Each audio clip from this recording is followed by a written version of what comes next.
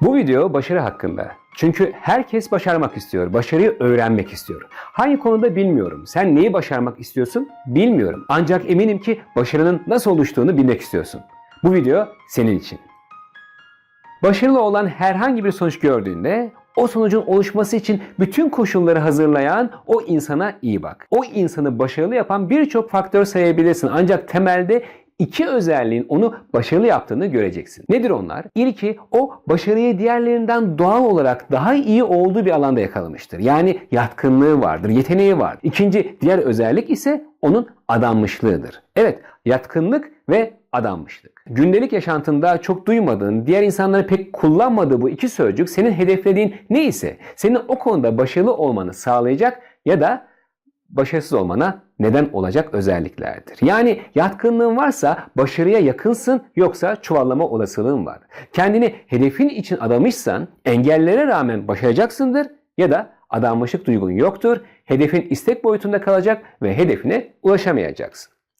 Yatkınlığı, diğer bir deyişle yeteneğini tanıman aslında kendini bilmen anlamına geliyor. Yeni bir insanla tanışırken onun hakkında nasıl bilgi ediniyorsan kendini tanımak için de benzer bir çaba göstermen gerek. Yeni birini nasıl tanırsın?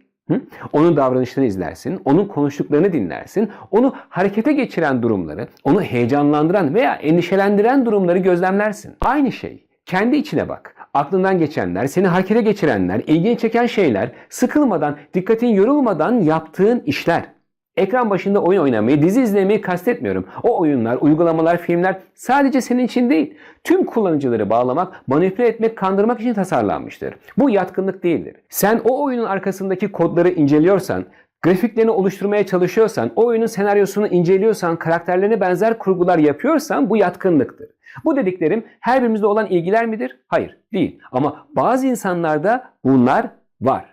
Bir seminerimde yeri geldi ve insanın sahip olduğu potansiyeli meşe ağacının palamuduna benzettim. Meşe palamudu nasıl ki dev bir meşe ağacı olma potansiyeline sahipse, senin de böyle bir potansiyelin var diyerek örnek veriyordum. O sırada dinleyicilere meşe palamudu gören var mı diye sormak aklıma geldi. 400 kişi arasından bir genç ayağa kalktı ve cebinden 2 tane meşe palamudu çıkardı. O 400 kişiden birinin tabiata, hatta tohuma, çekirdeğe özel bir ilgisi var. O arkadaşın yolda giderken yerde gördüğü meşe palamudu dikkatini çekmiş, almış ve cebinde taşıyor. Bunu ben yapmam, bunu sen yapmazsın ama o doğal ilgisi olan kişi bunu yapar. Bu bir yatkınlık olabilir. Ben konuşmaya yatkınım. Anlatmayı seviyorum ama bir kişiye değil, insanlara, kalabalığa konuşuyorum. Bu benim yatkınlığım, bu benim yeteneğim. Bu beni farklı yapar mı? Evet, bir başkası iyi dinler, iyi dinleyicidir. Hepimiz dünyaya geldiğimiz andan itibaren duymaya, çevremizi dinlemeye başlarız ama çok azımız iyi bir dinleyici oluruz. Bazısı öyle işten doğal kopmadan dinler ki bu onu iyi bir danışman, bir terapist yapabilir. İşte bu da bir yatkınlıktır. Bir başkasının el-göz koordinasyonu, kaslarını kullanma becerisi öyle farklıdır ki o kişi bilardo şampiyonu olabilir. Diğeri boyu ortalamadır ancak kasları onu diğerlerinden hızlı yapmıştır. Yükseğe zıplatır onu. Kasları stres altında diğerlerinden daha iyi kontrol ediyordur. Eli ayağı titremiyordur ve profesyonel bir basketbolcu olmuştur. Bu kadar örnek veriyor olmamın sebebi senin de kendi yatkınlıklarının neler olabileceğini, yatkınlığının veya yeteneğinin ne kadar çeşitli olabileceğini fark etmen. İş hayatında olsun, öğrencilikte olsun seni farklı kılan yeteneklerini tanırsan hangi projede, hangi derste başarılı olacağını anlarsın. Ya da o projede, o derste başarılı olman için yeteneğini nasıl kullanacağını bilirsin. Mesela İngilizce öğrenmeni kolaylaştıran yöntemleri buna göre belirlersin. Kimi duyarak, kimi konuşarak, kimi görerek, kimi zihninde canlandırarak, kimi yoğun bir şekilde yazarak. Bunlar da yatkınlıktır, öğrenme yatkınlıklarıdır. Yatkınlığın, yeteneğin bazen bir başkasının tesadüfen fark etmesiyle ortaya çıkar ki bu zayıf bir olasılıktır. Bir ömür bunu bekleyemezsin. Hatta bir ömür bu fark edilmeyebilir. İyisi mi bu konuya kafa yormak, kendini yazıp çizmek, laboratuvarda bir deneyi inceler gibi, bir sosyal bilimcinin insanları gözlemlemesi gibi sistemli bir çabayla yatkınlıkların hakkında bilgi edinebilirsin. Şimdi sana bir soru soracağım ve vereceğin yanıt büyük ölçüde seni farklı yapan yönlerini, yatkınlıklarını işaret edecek. Hazırsan sorum geliyor. Sen kimsin? Sadece adını, aileni, kimlik bilgilerini söylemem bu sorunun yanıtı olmayacaktır. Doğru mu? Evet. Soru yalın, kısa, basit ama kazık. Bu soruya kendi cevabımı verecek olduğumda adım Bora. Kitap okumayı, öyküler dinlemeyi, öğrendiklerimi paylaşmayı seviyorum. Yazmaktan keyif alıyorum. Yazdığımda zaman nasıl geçtiğini fark etmiyorum. İnsanlarla bir arada olmayı sevdiğim kadar yalnız kalmayı da seviyorum. Çevresine rehberlik etmekten keyif alan, bunu yaparken eğlenen bir insanın çabucak heyecanlanan birisiyim. Uzun yıllar üretken olmayı amaçlıyorum. Topluma, gençlere faydalı olmayı amaçlayan bir eğitimciyim.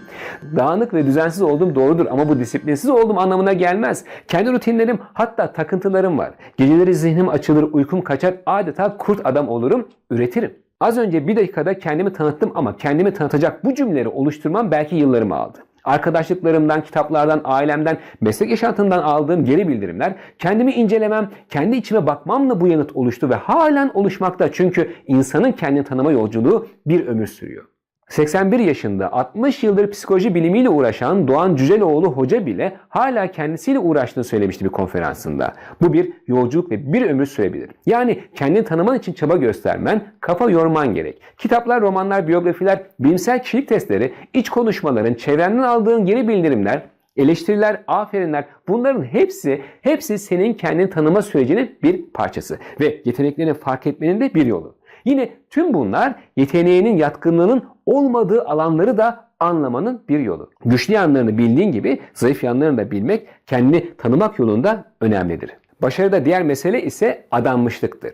Dikkatini, öğrenme becerini, zamanını hedefine odaklayabiliyorsan, hedefine ulaşmak için karşına çıkan engellerde yılmıyorsan, yorulsan da devam etmek için bir zorlama hissediyorsan içinde, yani kafayı takmışsan o konuya kendini adamışsındır. Yaşantımızı kolaylaştıran araçlara bak. Tekerli icat eden insanlardan bu videonun senin ekranına gelmesini sağlayan ses, ışık, renk, yazılım, tasarım tümü, bunların her biri birilerinin kafayı takmasıyla oluyor. Bunlar o insanların mesai saatlerinde yaptığı işlerle değil, gece gündüz çalışarak bu çalışmaları yaparken de yaşantılarında diğer pek çok şeye hayır demeleriyle bunları başarıyorlar. Bunu bir mercekle kağıt yakmaya benzetiyorum. Hani güneş ışınlarını bir mercekle nasıl bir yere odaklıyor ve onu tutuşturacak ısıyı oluşturuyorsa, İnsan da kendini adadığı meselelerde bir fark yaratır. Ortalama ders başarısı olan bir öğrencinin hedeflediği okul için, üniversite için performansını arttırması, çevresindekileri birkaç yıl sonra aldığı sonuçla şaşırtmamasının nedeni budur. Bu adanmışlıktır. Yine karşılaştığı güçlüklere rağmen yılmıyorsa, motivasyonu devam ettiriyorsa bu adanmışlıkla ilgilidir ki Türkiye çöl olmasın diye, çocuklar hastalıktan ölmesin diye, gençler iyi eğitim alsın diye kendini adayan sayısız insan var, sayısız örnek var. En başta dediğim gibi başarıda başka faktörleri de sayabiliriz ama temelde bu iki kavram var. Yatkınlık ve adanmışlık.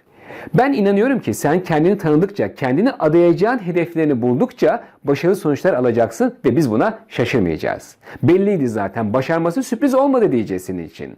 Ben buna inanıyorum, sen de inan. Sevgili arkadaşım, senin için hazırladığım, senin kişisel gelişimin için yayınladığım videolardan haberdar olmak için lütfen abone ol ve şu çan ikonuna tıkla. Beğeni tuşuna da basarsan sevinirim.